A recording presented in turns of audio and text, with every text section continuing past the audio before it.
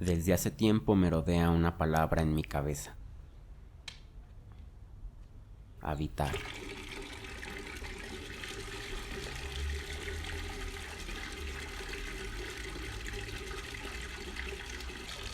¿Cómo es que se construye el mundo en que vivimos?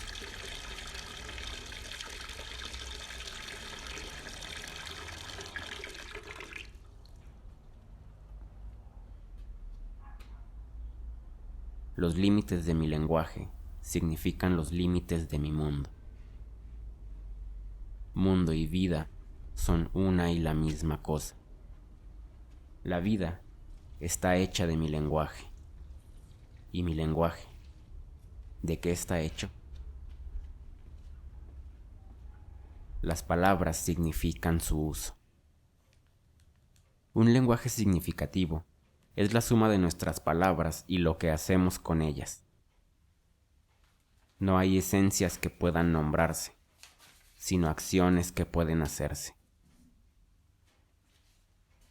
¿Y las cosas? ¿Qué significan? Me gusta pensar a las cosas como palabras, pensar que su significado se encuentra en lo que hacemos con ellas. Hacer es habitar. La forma en que habitamos el mundo le da significado a nuestra vida. Los límites de mi lenguaje significan los límites de mi mundo. Mundo y vida son una y la misma cosa. La forma en que habito configura mi mundo.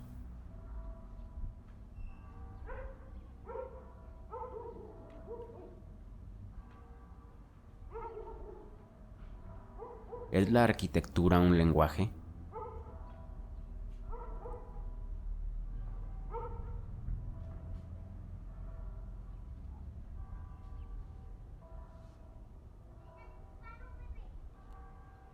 Para Platón, la belleza estaba en los ojos de quien mira.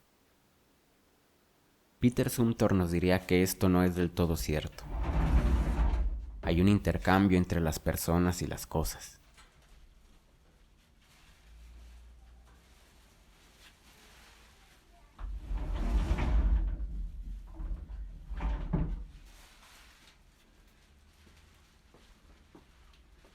Piensa en esa hermosa luz que atraviesa tu ventana y choca en la pared cada mañana.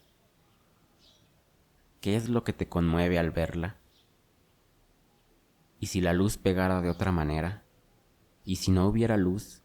¿Y si no hubiera muro en absoluto? Las cosas que tengo enfrente modifican mis sentimientos, lo que pienso, hago y digo. Modifican mi mundo, mi forma de habitar. Así, el sentimiento de conmoción no estaría solo en mí, sino también en la suma de las cosas que conforman mi hábitat, en la interacción.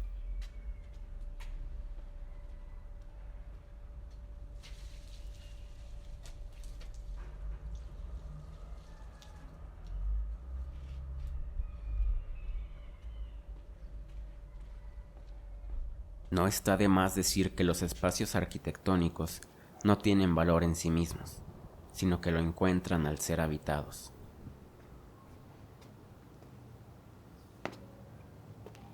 Hay algo en la práctica de la arquitectura que debe superar todo valor académico, toda apuesta teórica sobre el arte y la belleza, toda pretensión. El uso debe superar todas esas cosas.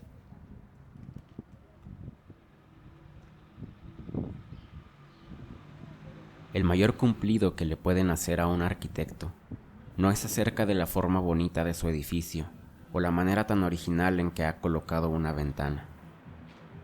La mayor satisfacción es que sus construcciones encuentren sentido en el uso. Es ahí que los edificios se vuelven significativos. Es ahí que se vuelven parte de la vida de las personas. Es ahí que se ha construido un verdadero hábitat.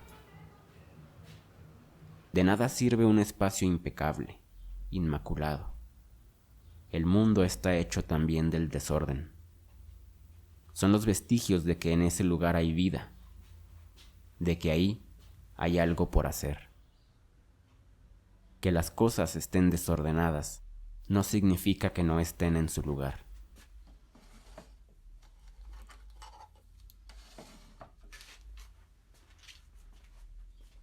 Muchas veces pensamos en el hábitat como un espacio inerte. Imaginamos territorios y lugares, olvidando que son hábitats también por los seres que viven ahí. El hábitat se crea en una relación recíproca de seres, espacios y cosas. Como toda especie biológica, el hombre está inserto en un hábitat. El hábitat de los árboles, de las montañas, de los perros y los gatos, pero también de las imágenes, de las técnicas, de los rituales, de los lenguajes, los objetos y las construcciones. El hábitat de la arquitectura.